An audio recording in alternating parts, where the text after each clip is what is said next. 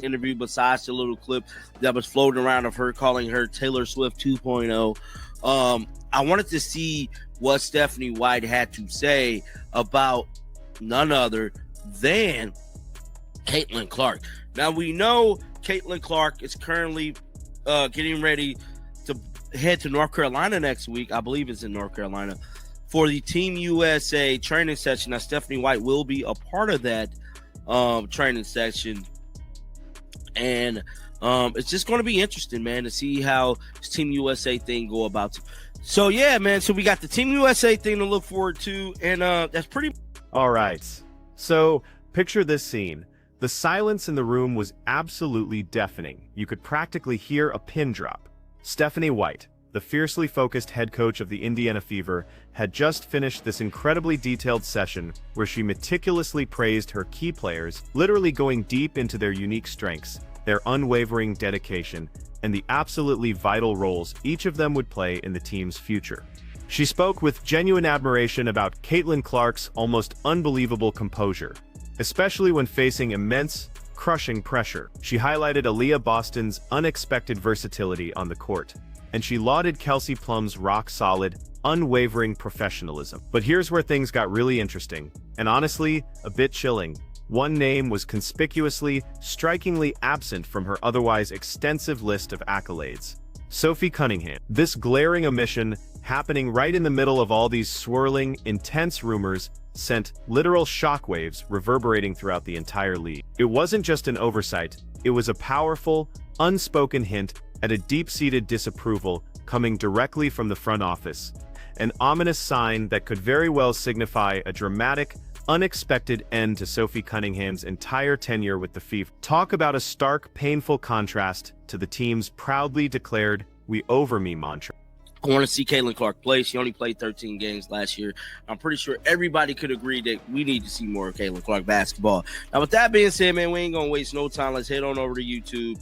Let's get this thing pulled up. So this is the little breakdown of this video and this interview. It's an hour and like 11 minutes long. So this is where we're going to pick segments to start from. So we obviously not going to do the intro. We're obviously not going to do about Stephanie White's career because it really wasn't that good. We're going to do forming a relationship with Caitlin Clark. We're going to start right there. White didn't just casually mention her philosophy, she articulated it with crystal, undeniable clarity, making it known that building trust was absolutely paramount. The foundation of everything, and here's the kicker: honesty, even when it means challenging someone, was unequivocally non-negotiable for her. She famously stated, and I quote, "I'm a very honest, transparent coach. You're gonna know what I'm thinking." Yet, when the conversation inevitably steered towards Sophie, her thoughts remained shockingly unvoiced, completely silent, creating this vast, uneasy echo chamber of pure speculation. Now, let's be real, in high-stakes professional sports, this isn't just some casual oversight. A coach's public statements, and equally, their profound silences, are dissected with forensic precision. The stark, almost jarring contrast between her effusive, overflowing praise for every other player and the absolute, complete quiet regarding Cunningham instantly flagged a major red flag, suggesting a deep, troubling behind-the-scenes disconnect. And here's why that's so crucial. It directly, undeniably contradicts White's very own stated commitment to open, honest communication right there within her roster. This wasn't just a missed beat, it was a deliberate omission that screamed volume. We're going to do forming a relationship with Caitlin Clark. We're going to start right there, and we're just going to let it roll into probably the end part. Let's go here. It says forming a relationship with Caitlin Clark. Should we start at coaching the Indiana Fever? No, I want to get to the Caitlin stuff. Okay, it says 56 points, 20. So that's all the way at the end. All right, here we go. Right here. Let's listen. Be nice. Experience as young. Now, believe it or not, the whispers, the low murmurs among what they call the streets and bricks, actually began circulating long before Coach White's truly revealing interview even happened. Insiders, those in the know, were already suggesting that the Indiana Fever front office harbored significant, undeniable displeasure with Sophie Cunningham's off-court tactics, and this is a critical distinction. It wasn't about her performance on the court, which is usually the focus. Instead, it was fundamentally about her personal brand, her public image, and her approach to literally monetizing her persona outside of the team. This whole narrative paints a vivid picture of an uncomfortable conflict, a player actively, assertively leveraging her individual brand, running head-on into a franchise that is intensely striving to maintain a very specific, carefully curated public identity. It's a kind of attention rarely, if ever, seen aired so publicly, even indirectly, in professional sports. The growing perception of her activities as definitively not the Fever way had reportedly reached an absolute boiling point, a critical stage that was potentially sealing her ultimate fate with the team. And, most importantly for me was just connecting and building trust. I don't know how she does what she does and handles it so gracefully. I'm not sure, myself as a 23-year-old would have been able to handle it the way that she does and still perform at the elite level that she's able to perform, with and at. So building trust, getting to know her, I'm a firm believer that you have to coach and challenge your best players. And for me to be able to do that, I needed to earn her trust. And I need to be honest, So, what exactly was Sophie Cunningham reportedly doing that caused all this friction? According to multiple reports, she had wholeheartedly ventured into the dynamic, often unpredictable world of online content creation. This wasn't just dabbling, she had established her very own podcast and was actively leveraging various situations, some even controversial, for personal monetization. Now, here's the thing. Many modern athletes are not just encouraged, but actively pushed to build robust personal brands. It's a smart career move. However, the Fever's front office reportedly viewed Cunningham's specific endeavors as disruptive and at worst, overtly detrimental to the carefully managed image of the team itself. This entire situation vividly highlights a truly modern dilemma in sports. Exactly where does the player's individual enterprise, their personal hustle end, and the team's collective, unified brand begin? Her persistent pursuit of independent ventures, especially when they seem to revolve around specific, headline-grabbing controversies, appeared to directly clash with the deeply traditional, corporate-minded expectations of the franchise, creating a deep-seated, undeniable antagonism that was just bubbling beneath the surface. Really instrumental in everything that we did, and AB as well. I mean, those three were the priority for me in terms of look, I've got to really make sure that I'm earning their trust. So she's fixed it. She said those three are the priority. Y'all remember one interview she said Kelsey was the priority. Now she's saying those three.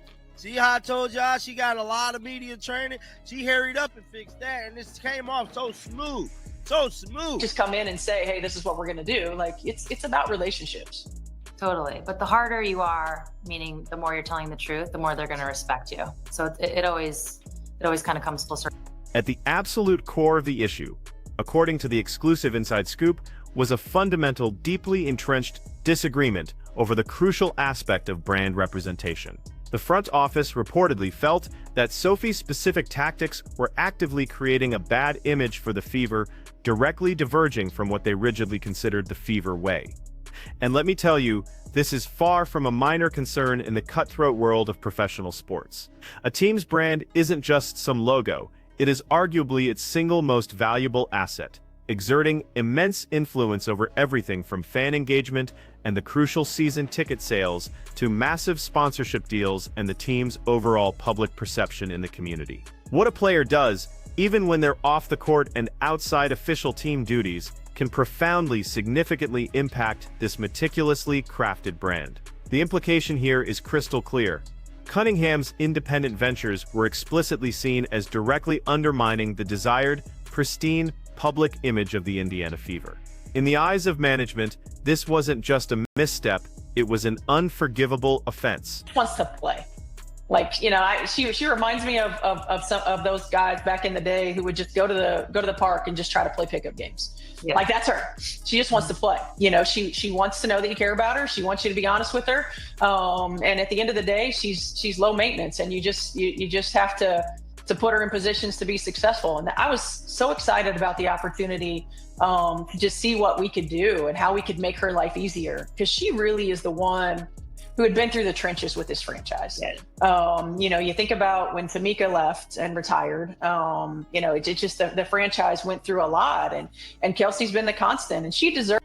The stark reality here is that while some observers, perhaps fellow athletes or entrepreneurial minds, viewed Sophie's actions as standing on business, a shrewd, smart move to actively build her personal brand and strategically secure her financial future, the Fever's brass saw it through a completely different lens. This chasm, this undeniable perception gap, ultimately created an irreconcilable divide between player and organization. You see, it's a classic clash, a timeless battle between fierce individual entrepreneurship and strict corporate adherence, where a player's ambition, while understandable, inadvertently created a significant, unbridgeable rift with her employer. For Sophie Cunningham, it was about proactively seizing valuable opportunities to grow her individual profile. For the Fever, it was fundamentally about maintaining absolute control over their unified narrative and their meticulously polished public image. This deep, fundamental disagreement didn't just cause a minor hiccup, it dramatically set the entire stage for what became an almost inevitable, dramatic outcome, making her departure practically a foregone conclusion given those starkly contrasting values at play. I learned how high of an IQ player she is, how great of a facilitator she is, that she could be almost like a point forward. You know, I didn't get that watching her play in college. I didn't get that, you know, in her first couple of years in the W. But she is so smart on the floor. She understands the game. You know, she puts a lot of pressure on herself. She's a perfectionist, as a lot of elite athletes are. But, you know, we were able to utilize her in a different way because of how quickly we were able to recognize just her IQ and her ability to pass and facilitate. You know, and when Caitlin wasn't on the floor, she had to be a point guard for us. And here's where things got really telling. Stephanie White's carefully chosen words, or perhaps more powerfully, her conspicuous lack thereof, served as the ultimate, undeniable confirmation of this deep-seated internal discord. Her decision to heap effusive, overflowing praise on Lexi Hull, a player who had not previously been highlighted in the same breath as the revered Core 3 superstars, while simultaneously and completely bypassing Sophie Cunningham, spoke absolute volumes. It wasn't a direct accusation, but it was an indirect, yet incredibly potent message that resonated throughout the league. This signaled to everyone on the bricks, the insiders, the fans, the media, that the circulating rumors of the front office's deep disgruntlement were not only unequivocally true, but were now actively explicitly endorsed by the coaching staff itself. The silence surrounding Sophie wasn't neutral, far from it. It was a powerful, active rejection, underscoring the undeniable severity of the situation and strongly hinting at the likely grim finality of Sophie's position with the team. This wasn't accidental, it was a calculated, tactical omission designed to send a clear, unmissable message. It really wasn't feeling Sophie Cunningham like that. Now, we know Sophie did the thing with Sheldon. Sophie say little stuff online. She got a little podcast, and she monetizing off this whole situation, bro. Which, that's what she's supposed to do. Now, from my understanding and what I heard is that the Indiana Fever front office don't really like the Sophie Cunningham tactics. They don't like what Sophie be doing out here on these streets. Basically, it's kind of like a bad image, or it's not the Fever way. But at the end of the day, I'm for what Sophie be doing. Now, to truly grasp the depth of this situation, let's revisit White's publicly outlined coaching philosophy. A bedrock of earning trust, being unflinchingly honest, and crucially, challenging your absolute best players reach new heights. She values raw, almost visceral competitiveness, so much that she even likened herself to Caitlin Clark in that regard, famously describing it as the same kind of psycho, this intense, almost obsessive pursuit of victory and transparent no-nonsense communication forms the absolute bedrock of her locker room culture. So, the complete absence of Sophie from any discussion within this meticulously crafted framework, especially when tragically paired with the reported front office disdain for her off-court tactics, screams a fundamental, irreparable breakdown in trust and alignment. It overwhelmingly indicates that, from Coach White's perspective, Cunningham's actions perhaps didn't genuinely embody the collective drive, the singular focus essential for their shared success. Her approach to cultivating team chemistry was equally rigid, leaving no room for ambiguity. White emphatically emphasized the critical need to keep noise outside the building, like outside the building, and to rigidly adhere to that "we over me" mantra. Every single player, she insisted, simply must be willing to sacrifice for the betterment of the team as a whole. This strict, uncompromising code of conduct sets an exceptionally high bar for both internal discipline and outward representation. Therefore, if Sophie Cunningham's podcast and external monetization efforts were perceived, rightly or wrongly, as noise or as blatantly prioritizing me over we, then her complete exclusion from White's narrative transforms from a mere oversight into a deliberate, pointed disciplinary statement, starkly highlighting a perceived breach of the fundamental team ethos. What's more, White went into incredibly specific detail about cultivating deep, meaningful relationships with her core three, Caitlin Clark, Aaliyah Boston, and Kelsey Plum. She described the immediate, non-negotiable priority placed on earning their trust, explicitly recognizing their instrumental, indispensable role in the team's future. This laser-like focus on establishing a foundational, unbreakable bond with these key players further amplified the glaring, deafening absence of any mention of Sophie Cunningham, effectively placing her outside this sacred inner circle of influence and trust. The message was implicitly clear, a powerful, unspoken warning. If you're not part of the core, if you're not mentioned in that critical, early trust-building phase, then your future role might already be hanging precariously in the balance. The contrast becomes even sharper, almost painfully so, when we consider White's effusive, overflowing praise for Kelsey Plum. She described Plum as just a pro's pro, a player requiring solo maintenance, someone who just wants to play. This description paints the vivid picture of the ideal team player, dedicated, refreshingly uncomplicated, and solely, absolutely focused on basketball and nothing else. If the front office viewed Sophie Cunningham as high maintenance, or perceived her as distracting with her external ventures, then Plum's pristine profile serves as a direct, powerful, unstated counterpoint. It implicitly, yet undeniably, critiques any player whose actions might detract from this pure, undiluted focus, further solidifying the underlying reasons behind Cunningham's apparent, dramatic fall from favor. White also eloquently lauded Aaliyah Boston's incredible basketball IQ and her remarkable versatility, specifically highlighting how quickly they recognized her innate ability to seamlessly transition into a point-forward role. She praised Boston's intelligence and adaptability, qualities that are absolutely essential for the team's evolving strategic approach. This focused emphasis on in-game contributions and strategic fit is a powerful testament to what White truly values on the court. The complete utter lack of a similar analytical breakdown for Cunningham's on-court value, especially when so readily compared to her teammates, suggests either that her contributions were regrettably not deemed significant enough for public mention, or, more likely, they were entirely overshadowed by the persistent, looming off-court issues. Then there's Caitlin Clark, who White famously described as Taylor Swift 2.0. White expressed profound,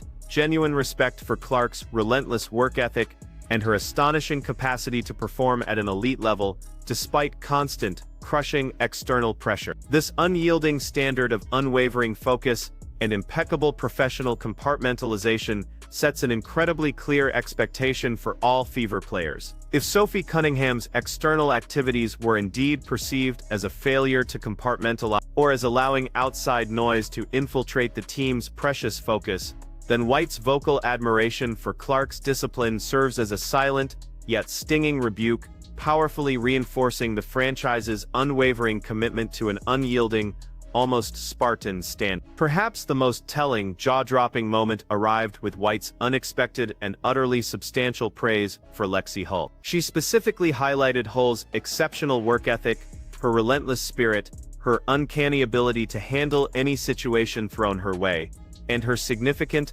untapped upside, with the narrator noting that Lexi began to pay now. This sudden, almost jarring elevation of Hull, a player not widely considered a primary focus, dramatically amplified the already glaring omission of Sophie Cunningham. In the unspoken, often brutal language of professional sport, when a coach publicly champions a role player while completely ignoring another, it's a crystal-clear signal of rapidly shifting priorities and a gravely diminished value, unequivocally indicating a serious demotion in the team's long-term strategic plan. The coach's firm, unwavering stance on managing both internal and external noise was absolutely unequivocal. White explicitly stated, with no room for misinterpretation, "We've got to find a way to keep the noise outside the building."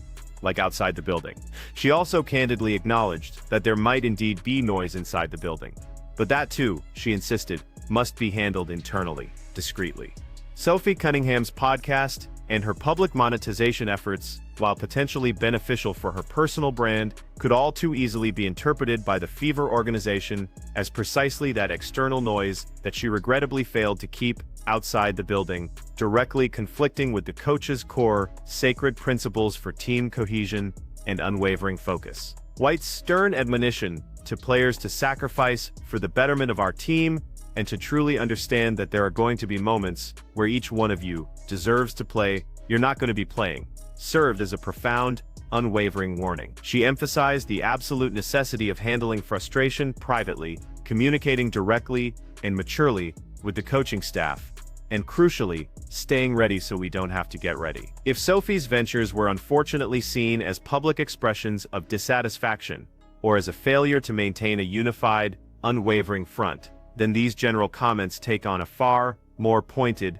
specific meaning, serving as a veiled, yet unmistakable critique of her behavior. The pointed dig about players needing to be willing to do something that's outside your comfort zone and stay ready also stands out like a sore thumb. White spoke of players actively coming to talk to the coaches when frustrated, even if they may or may not like what we have to say. This powerfully emphasizes direct, internal communication as the preferred, non-negotiable route over any form of public discourse. The overwhelming implication is that any player choosing to air grievances or pursue self-promotional activities that directly conflict with the team's directive, rather than engaging in private dialogue or gracefully adapting to new roles, is fundamentally irrevocably out of alignment with the team's core operational philosophy, further cementing the already robust case against Sophie. Here's the unspoken, brutal truth in the cutthroat world of professional sports. Silence from leadership can be exponentially louder and more devastating than any direct criticism. When a head coach meticulously praises almost every significant player on the roster, painstakingly outlining their contributions and undeniable value, yet completely and conspicuously omits another, especially one already facing rumored disapproval, the message is chillingly clear. It signals a profound, irreparable loss of trust, a perceived, unbridgeable misalignment of core values, and an effective, definitive removal from the team's future plan. This isn't merely about a player not being re-signed, it's about a public erasure, a deliberate, tactical act of omission explicitly designed to communicate a definitive, undeniable separation. Considering the front office's reported disdain for Sophie's tactics, coupled with Stephanie White's pointed, powerful silence, it's not a stretch, not at all, to interpret this entire unfolding scenario as a de facto firing. While the official terminology might be different, the outcome is tragically the same, an implied, irreversible severing of ties due to fundamental, irreconcilable disagreements on image, professionalism, and team alignment. Her future with the Fever appears bleak, if not entirely non-existent. The franchise has evidently chosen to prioritize its carefully constructed brand and its deeply ingrained internal philosophy over retaining a player whose external ventures were seen as a direct detriment. signaling a decisive, uncompromising shift in roster composition. In the unforgiving arena of professional basketball, image, unwavering loyalty, and an absolute alignment with franchise values are often as crucially important as stellar on-court performance. Stephanie White's extensive interview, though seemingly focused on praise and positive reinforcement, ultimately painted a vivid, undeniable picture of who truly belongs in the Fever's meticulously planned future, and more dramatically, who absolutely does not. The conspicuous, resounding absence of Sophie Cunningham's name, combined with the persistent whispers of front office displeasure, leaves little to no doubt about her definitive fate. This powerful, agonizing silence has spoken volumes, unequivocally cementing a dramatic, final end to one player's chapter and sending a clear, resonant message about the unwavering, non-negotiable expectations of the Indiana Fever.